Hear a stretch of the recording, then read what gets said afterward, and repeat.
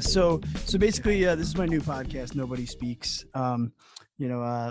Last week I had Jason Corbett from the band Actors on, and talking to just a lot of creative, fun, different people from different walks of life, and just kind of like reconnecting. It's like the world is in this like giant mess right now, Yeah. and I feel like nobody talks to each other, nobody gets to see each other. Like, the social aspect of things is shut down. The music industry virtually was shut down for almost 2 years. And, Yeah. it's just, trying to get back into the swing of things. So just for our viewers and listeners, if you just want to kind of give a little breakdown about you, obviously I know you and I know your past and what you're doing, but give us a little bit of a tour on how you got involved in the music industry. Yeah. Name's Keith Rothschild. I'm head of radio promotion at RCA Records. I've been doing this now since 96. So, geez, 25, 26 years. That's crazy. Yeah. When you start to hear the numbers, it's a little mind blowing. Yeah, totally. It's so weird. And, the strange thing is I was a kindergarten teacher and a special ed teacher before I got into the business. I was just going to shows every night. And the way I got in was summer break. Teachers obviously have off, so you get out of schools or whatever. And I was literally living at Roseland. I was at Roseland every night, whether I liked the bands or I didn't like the bands. I was checking out whatever, right, to see. A good place to do it. Yeah, well, it was a good place to do it. It was, yeah. It was a great spot. Like, just seeing you knew everybody. So there was a booth there called, Life Beat, which music industry fights AIDS. So they were handing out pamphlets, condoms, just everything, right? And there was a woman working the booth, and she's like, I see you here every night. Like, you obviously love music. I need an intern. Do you want to come work for me at Warner Brothers Records? And I was like, sure, I'm in. Sign me up, yeah. What time do I have to be there? Yeah, exactly. Free tickets, free music. Like, sure. Yeah, I'm in, and that was in like June of 96 or July of 96. And September was coming, and they were like, do you want to continue your internship making $5 an hour? Or what do you want to do? And I quit teaching. I was like, this is amazing. So you found like it was more of your calling and the place you belong. 100%. And it's like, at the time I'm 23. And again, my love of music, I'm sitting at a desk and there's Lou Reed walking down the hall. Right. There's Elvis Costello. There's David Byrne. It's like, holy shit, what is this? Yeah. Like, I didn't realize this is what it was. For a New York hardcore kid, that's like, yeah. I'm just like, oh my God, like, this is crazy, and I that was it. From there, and then I spent 16 years at Warner. I just bounced around in different departments trying to figure out which department I liked best, and I fell into radio promotion. Got it. Yeah. Now it's interesting because you almost feel like here these days, like, radio is dead per se, so it's where, what does your daily operation look like in that aspect of promotions? So it's funny. Yeah. We've been hearing that for years. Like, it's been years and years. But at the end of the day, I always say, at the end of the day, when an artist is signed to a record label, the first thing they ask, yo, how do I get my songs on the radio? Always. Managers, artists, like, that's always the first thing. How do I get on the radio? And so I always bring it up. Like, it's not dead. It's not even close to dead. Sure, there's new avenues of listening to things, but you get in the car, you're listening to the radio, it's super important. So, I'm overseeing top 40 rock and rhythm radio. So my days are crazy, like, they're flying by, but it's like the one thing as a head of promotion is it's like a manager of a baseball team. You have to have your team, your people that that I'll be in meetings all day. They got it covered getting songs on the radio. And I am blessed because my team is one of the best in the business. Yeah. It's funny because, you know, I hear stories in different books and documentaries. I mean, reading, music biopics is the only time you're going to get me to pick up a book unless it's a comic book, Same. And I remember hearing the story of like Guns N' Roses, and nobody wanted to play the video. Mm-hmm. They were like, no way, this Welcome to the Jungle thing. What is going on? They look like Poison, but they sound like, you just got punched in the face. Yeah. And it was just literally like hounding of phone calls to the guy from MTV, from the record label, until he said, fine, I'll play it. Yep. And I remember, I think it was like they played it at like 3:00 in the morning once, and it literally blew up the MTV phones. Blew up. And literally set their phone systems on fire. And it's funny because, the groundwork there is just like was the pound in the phone. And if that guy kept taking no for an answer or didn't call the right person, to think about the fact that like we may not have seen Appetite for Destruction do what it did to the music industry blows my mind. And I feel like that does still translate today, because as an artist, you can literally record a song in your bedroom and have it up on Spotify within the hour. But I've also seen how, like, I mean, because I've done it myself being an independent musician, I've seen how cool it's there. But how do I get it in front of people? How do I get people to hear it?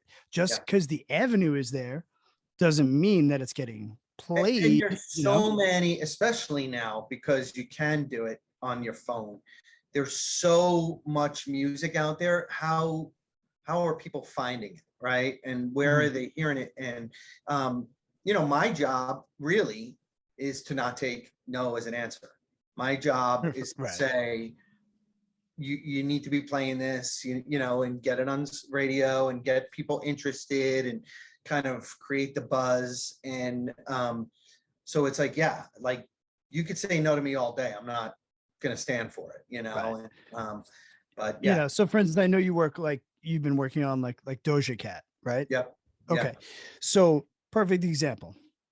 My son's 11. Okay. He does not listen to the radio, but those songs found the way onto his playlists.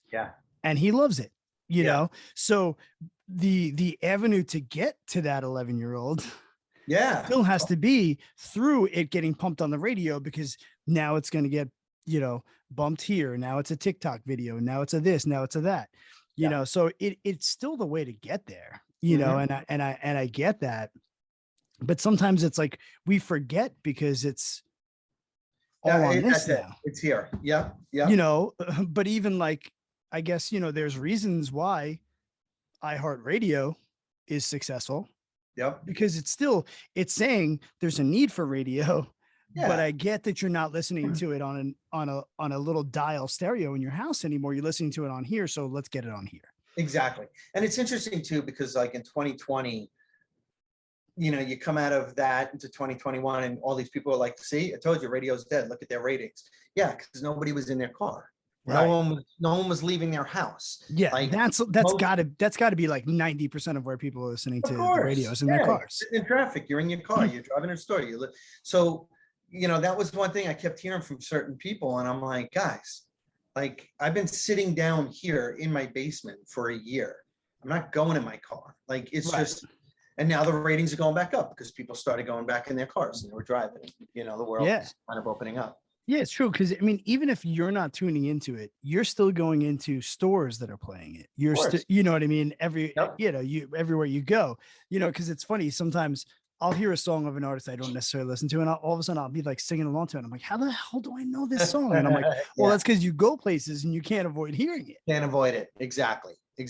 Yeah, it's really funny. Yeah. So where was that transition for you? You were at Warner for, you said 16 years, Warner Brothers? Yep. Okay. And now you're with RCA. Yeah. So there was a little time in between. So what happened was I was at Warner. They wanted me to move out to Los Angeles. I'm like, I'm not moving. I stayed in New York. And so they were like, all right, thank you for your services, blah, blah, blah. I left the company, which was fine. So then I got a call probably about a year later. I was doing some independent work then like a year later, I got a call from Def Jam, and Def Jam was like, at the time it was Island Def Jam. So they had like the poppier Neon Mhm. Trees, Fall Out Boy, but then they also had Rihanna and Kanye. And I was like, yeah, let's do it. I stayed there for 7.5 years. And because I was at that point so rooted in top 40 radio, Yeah. Def Jam towards the end started just becoming very, very hip hop. So they didn't really need a top 40 person. Right. Okay. You know, so it was like, Bieber and Alessia Cara, those were like the poppiest. But after that, it was Mhm. like nothing. So I was bored. It was time to move on. We kind of had a mutual parting. And literally 3 months later, I signed my deal with RCA in February of 2020. I went on vacation with my wife because who knew when I was going to get a vacation again. Right. Came home and everything shut And the down. world shut down. The world shut down. So my first year at RCA, I was sitting right here, Right. Long Wow. Island. Yeah, it was RCA. Yeah, Absolutely. I mean, it's funny because I was thinking about that because I remember when you had posted your announcement that you were going over to RCA, and I was like, "Oh, that's great!" And then, like you said, the industry shut down, and I'm going, "Oh, fuck!" Like, Yeah, yeah, me too. some serious fucking timing for Keith. Like, Thank God I signed the deal. Yeah, I was like, it was so crazy, but yeah, you know what though, things happen for a reason, right? And then the year went by. I stayed here. Top of last year, this position for head of promotion opened up, and I got it. So it's like everything works out. I always, I feel very strongly about that. Yeah. So, do you feel it was it harder to build connections within, being that you were like from home? It was awful. It was, I knew the radio department because as big as the radio promotion departments are, it's very tight. You see everybody at jingle balls and shows and, Right. whatever. But yeah, had a marketing chairman, head of publicity, all of them. It was all Zooms, setting up meetings on Zooms. It was so weird, Right. because most of like the office work, like I have a couch in every one of my offices because I want anyone to come in, sit down and just bullshit. Let's shoot the Right. shit. What are we doing? And I want to learn about your position. You want to learn about radio. And so you can't do that like this because it's like, hey, can we schedule a Zoom? Because I want to talk to you for, you know what I mean? And it's like, Yeah, that's not- it pulls the it's not creative. personalness out of it. Yeah. Yeah. It's very interesting. It was interesting watching the way that artists were choosing to kind of connect with their fans. But then, for you guys on the back end of that, I was like, that's got to be even stranger and harder. Yeah. Cause yeah, like, Brian Fallon was just flipping over his Instagram, talking to people or playing music like almost every day. Yeah. And that part of it was great. I was watching artists connect a little bit deeper with their fans, Yeah. which was interesting because you're kind of removing that barricade or that barrier for the first time in a long time. And Yeah. from everybody I know that's still in the music industry and in the business and touring and everything, it was almost this new wave of appreciation for what you have, because for in a strange sense, it was taken away from you for a while. I mean, that's by far the longest stretch I've gone without seeing live music since I was like 15. Totally. It was such a insane way to like tear things away, which is why I jumped into like podcasting, because it was a way to talk about music and have those conversations that I was having with people at the back of clubs, but now just having those conversations on a podcast, and just sharing it with people, because, that's kind of like, that's what I miss the most. That's how you learned about so many bands, was 100%. in the back of the club. That's it. Yep. I know it. It really is like, so 2 experiences I had last year. So Foo Fighters, it's funny, I'm drinking out of this. Foo Fighters are on RCA, and they had the first show back at the Garden, right? Right. And it was, a big rock and roll show, and it's so cathartic. It was like, great, we're back in it. But then we have a band called Wolf Alice that played at the Bowery. And that was like, dude, I just discovered them and I'm obsessed. Great. She's Oh my great. God. Like She's Ellie, unbelievable. yeah. Literally But just like, discovered them like 2 months ago. it's amazing. But but I was, freaking out. I'm gonna go to a club. I don't know. And I didn't like. I felt so incredible to be Yeah. at the Bowery Ballroom, just seeing a rock show, and it was packed, and it was like, it was fucking awesome. It was just so awesome. And Yeah. then, and now it starts to shut down again. But you know, it sucks for the bands. Like I feel awful. But people that like we get it, right? Mm. But there's people that don't understand what surrounding the bands, how much it's affecting the guitar techs, Oh the yeah. the roadies, the lighting, the sound guy, like those guys, like The merch yeah, guy. I mean, the merch guy. everything. Yeah, we know, and like we have the mutual friend Brian, Brian Diaz, Yeah. and he was out with Fall Out Boy, and like he had this whole thing, and now that whole year he had to start selling photos that he was taking. Yeah. It's And not only that, but even, teching, whose guitar did you need to repair? Because nobody was using their instruments. nobody was using anything. Yeah, So it was just the trickle effect was yeah, insane. yeah. I I mean, don't think people not not in it do not realize how many people were affected when a tour, like, there's people like, oh, boo-hoo, Metallica or the Foo Fighters don't have to tour it, like they're set for life. Yeah, yeah, they could live comfortably for the rest of their lives. But the guy that tunes yeah. Kirk's guitars, he can't, and he's That's got a probably family. that's been tuning his guitars for probably 25 years, Yeah, you exactly, know? exactly. Yeah, I mean, it's crazy. It's like, even, from the sports analogy wise, like, I loved the fact that when Steve Cohen bought the Mets, Yeah, first thing he did was back pay everybody who didn't get paid yep, yeah, COVID down to the concession people, because it's like, yeah, these guys are making millions and millions of dollars a year, or can just pick up a commercial or an endorsement to make a little extra. yeah. But Well, you know, and that's got it. Like, the grass going.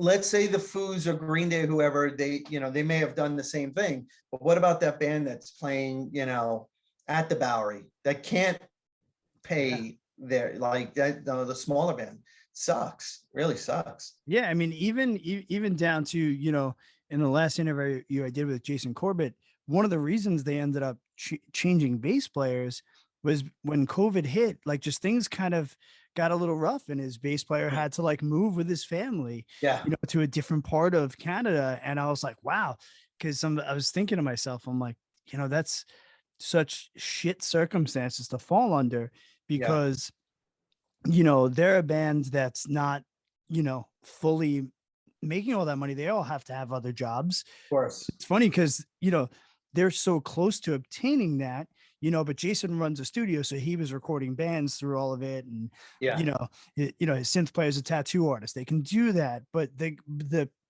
people that's all that they do, yeah, it's crazy how so much it tough. affected it. I Yeah, mean, we did see a lot of, I think, great music come out of it. yeah, And I know some artists were saying that, it was great to have that time and finish and work on things, but some, like, I remember thinking to myself, yo, I'm gonna be so creative. I'm gonna write like crazy.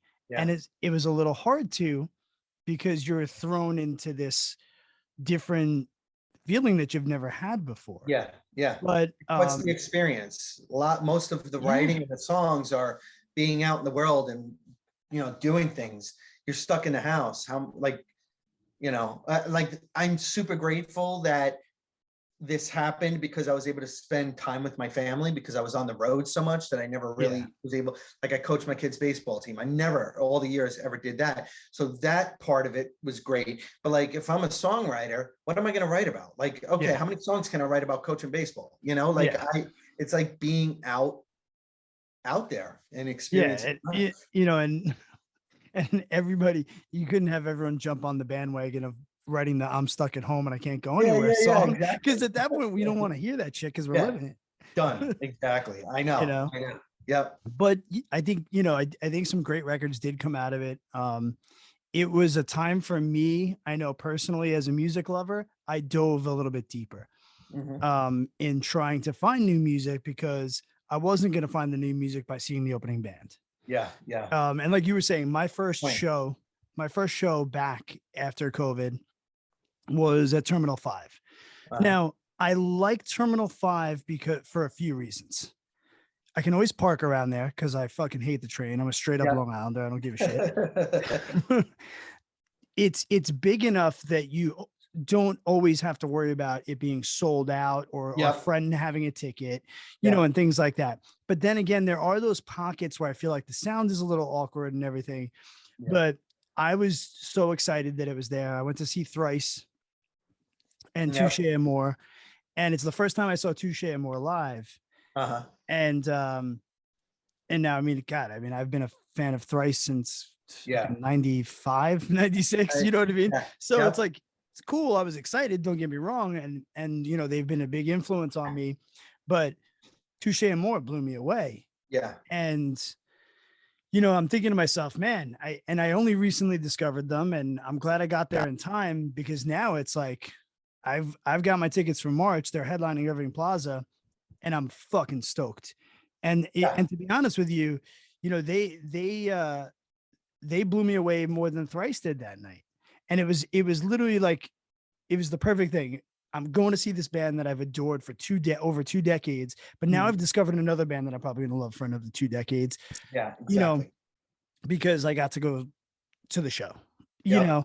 Now, maybe, you know, their record Lament would have faded in my listening to, but once I got to see those songs live, I was like, boom. It's a different world. Yeah. It's a whole different world. You know, it's, I joke around all the time. It's like fucking Tinder dating. Yeah. You know what I mean? I'm like, the record sounds great. So it's a chick with a filter taking a picture. Yeah. You know, but sometimes you go to see it live and they don't sound anything like that. And it's this massive disappointment. Like, you were catfished. Yeah. But when you go and it's even better than the record, yeah, and the chick is better looking, it's, you know what I mean? It's such a different experience. Yeah. No, totally. And yeah, like you said, I mean, the amount of bands that we've both discovered, I mean, everyone's discovered, but going to those opening bands and seeing them, it's like, God, you know? So it's like, I could be sitting in my house for a year and people could be like, oh, check this out. And I could hear music. Cool. But I love the energy. I love seeing the music in person. Everyone's I think about the first time that I saw Thursday. They were opening up for From Autumn to Ashes in a basement, you know? Well, So, you know, it's like little things like that, you know. And as I just started, I just finally started reading Sellout. Oh yeah, I saw that. I want to pick it up. I haven't read it. Like, I haven't gotten it yet. Yeah, so far so good. I mean, especially, you know, being someone in the record industry and being someone that came from the independent music scene. You know, we were there watching all those bands rise to the labels and see what fans jumped and were like, screw you guys, you sold out, and what fans stuck by it, you know. You know, that whole term sellout, it just it cracks me up, right? Because like, if you're at a job, don't you want to grow at that job and make money and provide for your family and get this, like, you know, instead of just sitting at your desk or whatever? So for these bands that have toured for years and years in a shitty van and eat bologna sandwiches and sat in a hotel room, you know what? Good for Green Day that they're playing baseball stadiums. Because when we saw them, they were opening up for Bad Religion and, you know, in the bread truck thing, you know, like, all of these, Fall Out Boy, like, they're the nicest people. Like, good for them. They deserve it. Yeah. Whenever people are like, sell out, like, you know, it's fuck you. Like, it's someone's living, and this is how they should be making money. So good for them. Yeah. You know, it's funny because then, you know, as my kids discover music way later in life, you know, like my son loves My Chemical Romance. Yep. And it's like, when I tell him, I'm like, dude, when I was in the Prize Fighter, we used to play with them all the time. You know what I mean? Like, when they were just singing about like vampires, and you know, and it's like, it's just funny because I mean, they were great dudes. The guys in Fall Out Boy were always like super fucking nice to us. You know, I mean, I remember playing with them at the Continental when I was in One True Thing. Yep. You know, and it's just, like you said. So some of the people that will say that they're being a sellout, I want to be like, aren't you still paying off a college debt, Yeah, not working in the job that you even went to college for? You're struggling, you're doing this. Yeah, it's just like they got a promotion at work. that's And it. you're mad that they got a And promotion that they got the and they can promotion. afford this because you're, living in your mom's basement and you're still driving an 87 Toyota Celica. Exactly. Okay, Yeah. like I'm like, Yep. calm Yep. down, like Relax. I totally because agree. then we wouldn't have all this music. Yeah. If And Jimmy World didn't get a second shot at a label deal, think of mhm, the music we wouldn't have. 100%. That's a great example. Great, great I mean, example. they didn't stop. They got dropped after doing one of the most influential records of all time to people like us, Yeah. and then just kept hustling and got another deal. Another great, incredible album. Yeah. Yeah. And Yeah. and Exactly. just and now, they're still putting out records with the same core people. Yeah. Yeah. I Cool. mean, like the only part of it where there's a somewhat like, I wouldn't say anger, just like, because we love seeing these bands in clubs, right? So Right. it's like, your favorite band is now playing a baseball stadium. It's like, it's cool. I'm happy Yeah. for them. But then you get like a band like Green Day that'll do club shows here and there just for their fans, like Yeah. that want to see it. So it's like things like that, but people need to relax. That's another thing with COVID. People need to relax. Like just, Yeah. it's not that heavy. Well, absolutely. And that's, again, that's my whole point. It's like, when do we get back to just talking about music, sharing records, talking about movies, Yep. and not being so like intense? We're all wearing our bullshit on our sleeves. Yeah. And it's just causing division everywhere. Yeah. It's like, the biggest problem back in the day when I started going to shows was like, okay, well, the punk kids, the skinheads, and the long-haired kids can't be in the same place, Yeah. But then, Yep. bands like Kill Your Idols and stuff like helped kind of chop those walls down. Yeah. And then, like Silent Majority. Okay, cool. Everybody liked Silent Majority. It didn't matter what scene you originally came from, and the walls came down. And we all realized that we were in it for the same thing, and it was all about the music, and it was all about, being the outcasts. And cool. There you go. Yeah. Everyone's, Yep. put the bullshit aside, but then even within that, the straight edge kids are going to argue with the vegan kids, and the vegan kids are going to get mad at the, Yeah. So, I mean, I It's- guess it's all a part of life, but we Yeah. need to get back to the roots of like humanity. And I think, music and the arts is a perfect way, to do that. Agreed. Um, Yeah. So even with you, like you're working with bands that maybe you didn't necessarily listen to when you were, younger growing up, Yeah, sure. but I'm never going to be that guy that is going to turn away a good song. Mhm. I mean, yes. Do I love hardcore and punk rock and emo, whatever? Yeah, 100%. Yep. But I also listen to Johnny Cash. My son's also named after Elvis Presley. Yeah. I mean, one of my favorite records, one of my favorite albums last year was Halsey and Trent Reznor. You know what I mean? Like, Yeah, that was a cool record. Yeah. but I How mean, old's your son? what Halsey was doing before that, Yeah. How old's your son? he's 11. 11. So yeah, my kid's 12. He's going to be 13. And it's the same thing. Like he's a drummer. I love playing music for him. It doesn't matter Nice. what it is. And I'd be like, listen here, great drum solo coming up, or, like great drum fill or something. And it's, it's, I love passing it on. And, again, good song is a good song. I'm going to listen to it. Do I go back and listen to the old stuff that I love? Of course I do.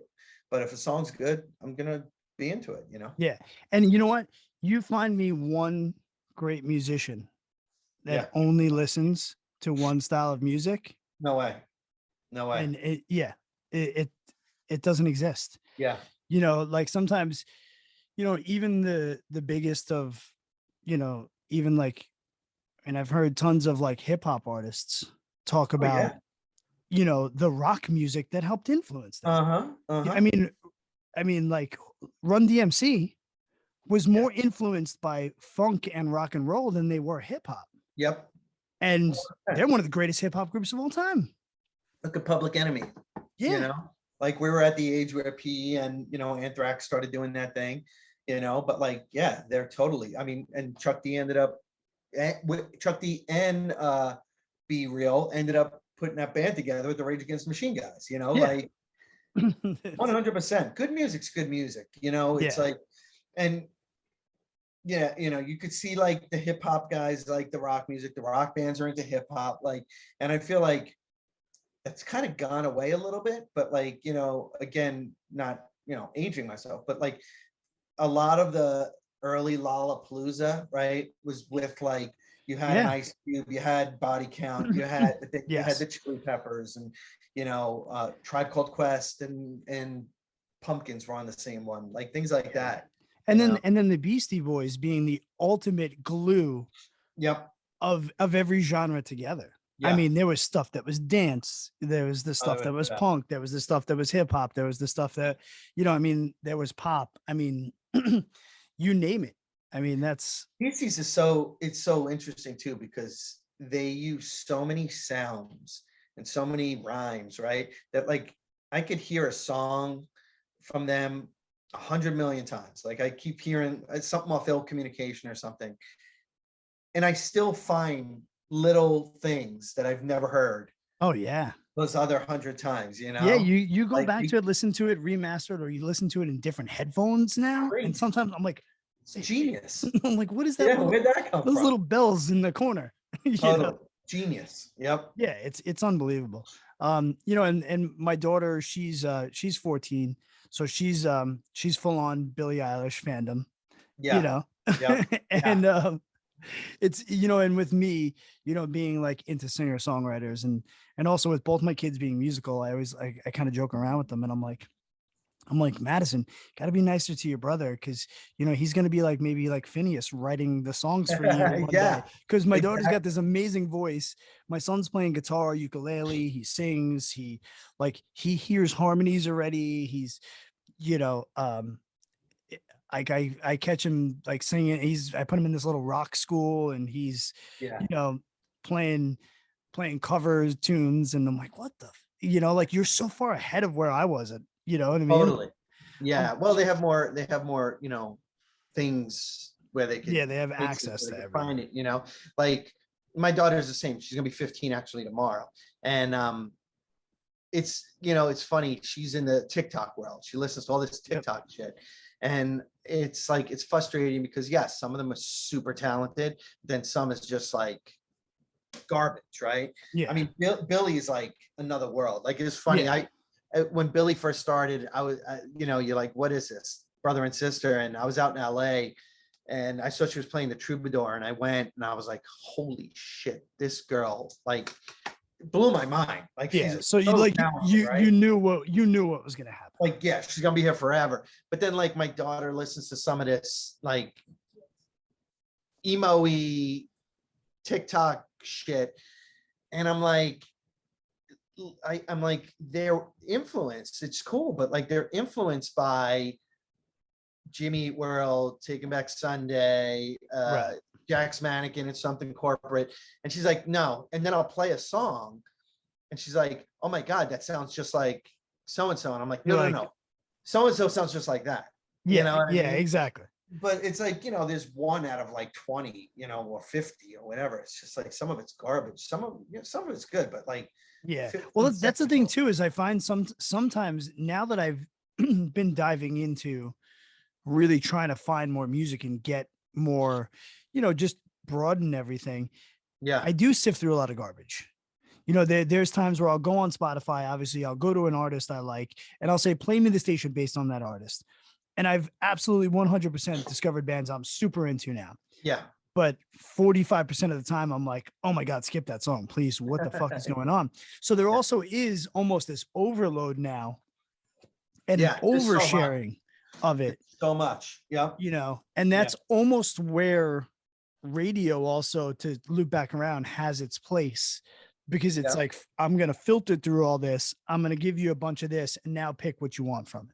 Yeah. And you know, that's it. And it's like, you know, if it's the alternative TikTok stuff, it's like, okay, this artist is legit, this art, like, it kind of cleans it out, like, so it kind Yeah. of focus you on, because you know you want to get into an artist that isn't just a song. You want an artist that Billie Eilish, you hear one song, but then you're like, oh my God, this woman's gonna have catalog after catalog of music Yeah. that I'm gonna be invested with this artist for so long. I don't want to just hear a song and, you know, one hit wonder, whatever, you know, it's like I want to be invested in the artist. I want to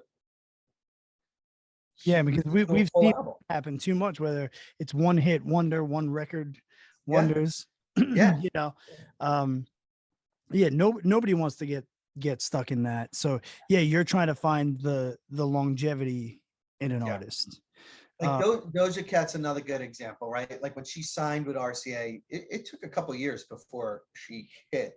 But once she hit, like now you know, like Doja Cat's just cranking out hit after hit after hit. So if you're into that pop rappy music, Yeah.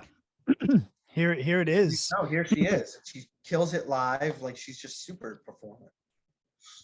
So what has been what's been the artist that you've kind of been the most like stoked on working with, and or someone that you really like have just been kind of blown away by?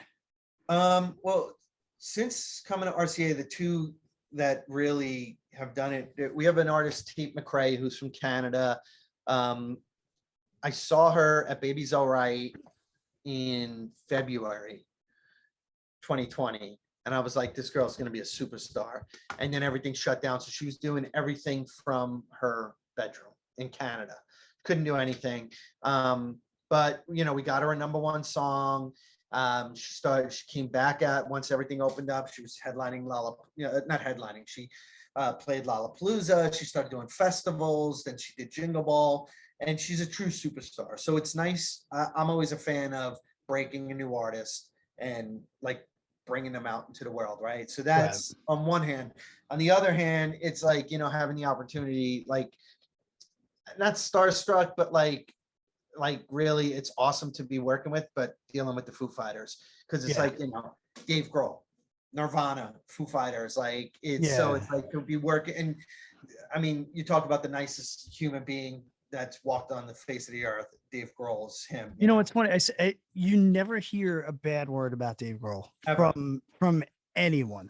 I mean, and it's he's that rare fucking gem.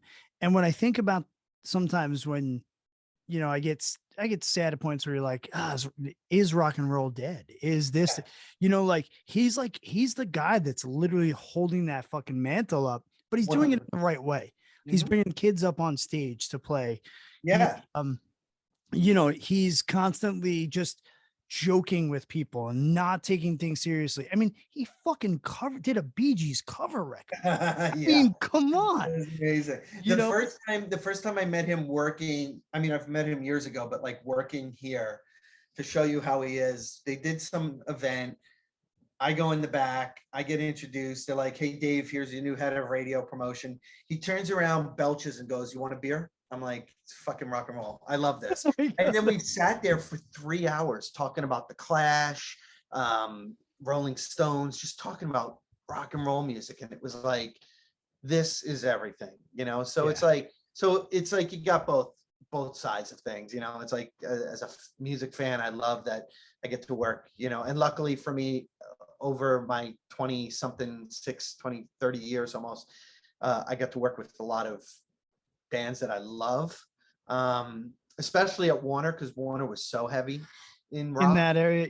Yeah. Sure. So it's like, you know, I got the Metallica plaque over here and the Chili Peppers and all that. But when you break a new artist, that's the best feeling. No better feeling. You literally change someone's life. You change their life, you know? Yeah. And that's the best part. That's awesome. Yeah. It's unbelievable to think how, you know, you can go from one day nobody knows to now everybody's singing that song, and that's what every musician wants. That's what every artist craves, you know. It's the reason you do it. I mean, it's the personal aspect to it, you know. For me now these days, like I'm not playing as much anymore and everything, and now it's more just my therapy. Yeah. You know what I mean? Like, Yeah. because I don't, I don't have it in me to hit the road anymore, trying Yeah. to line stuff up at Yeah. 43 years old with different band members. I'm like, all right, the ship has sailed. I'm never going to Well, and be it's out you of got the music kids industry too, per se. you Yeah, know, I you got got kids, kids, and it's like it's and, tough, and you know. I'll choose them over that any day of the week, Yeah, 100%. because I look at my friends that stayed in it, and I look at the people that missing their kids' birthdays and Yeah, all that. It's another thing that you mentally have to be ready to do, totally. if it's something you're also doing after you've had a family, Yeah, you know. yeah, So it's so hard to think about. yeah, Um, yeah. It's wild. I don't know how, especially like tour managers, because they just go from one to another. Sometimes the band right. can Yeah. come off the road, but like those tour managers are just going. Like after this tour, I'm going out with that band. It's like, man, like how do you do it? Yeah. Yeah. If There's you're there's single, no way. sure, but like with the family, I don't know how they do it. Yeah, absolutely. So now the big question, the big debate that people always have in the music world of things. Do you think that streaming music has been a benefit or has crippled artists? Um, Artists. Uh, I mean, look, benefit for definitely in the pop world, or the hip hop world. It's definitely, you get a song on today's top hits. People are more people are going to hear your music, right? And you're going Right. to get to a wider audience, and it definitely helps. As far as bands go, I think it hurts. It's definitely streaming's more of a singles driven like outlet, right? Right. So those days of, like if a band is like cranking out a song and then they put out another one 6 months later, and like those days of the albums are like, it's like they're going away, and it sucks, Yeah. because like you listen to an album and you just, that's what we did, right? We sat there, we got oh my God, Quicksand's got a new album out. I got to go get it. I'm going to go to the record store. I'm going to get it. I'm going to learn every lyric, Yeah. I'm gonna read every along with the song. insert as I'm listening. Correct.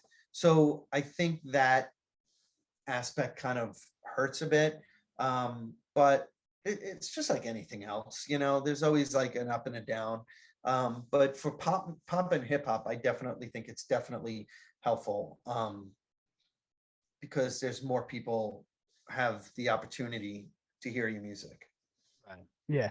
I mean, I think that's also why for me, I mean, I've always obviously been into vinyl Yeah. because when we were growing up, bands put out 7 inches and, Yeah. 4 songs, bam, boom, like Yep. Yep. artwork was always cool. Split seven I mean, I inch. look at some of them Yeah. now. I was going through some of them the other day and like, Sound Majority, Inside, Glassjaw, Warp Weeble Wobbles. You look and some of them have phone numbers on the back of them. Yeah. Yeah. Yeah. Yeah. Yeah, and me and Or Neil, Weeble Wobbles. I forgot yeah, about that. yeah, me, Yeah. me and Neil Rubenstein were talking about like, or people would write them on flyers, Yeah. and we were joking, and I was like, someone needs to have a podcast where you just go and call all the old phone numbers on demos and stuff, and see who's got these Genius. numbers now. It's You know what I mean? genius. I love it. Be like, is Phil there? I would like to book his band at the Huntington YMCA. Yeah.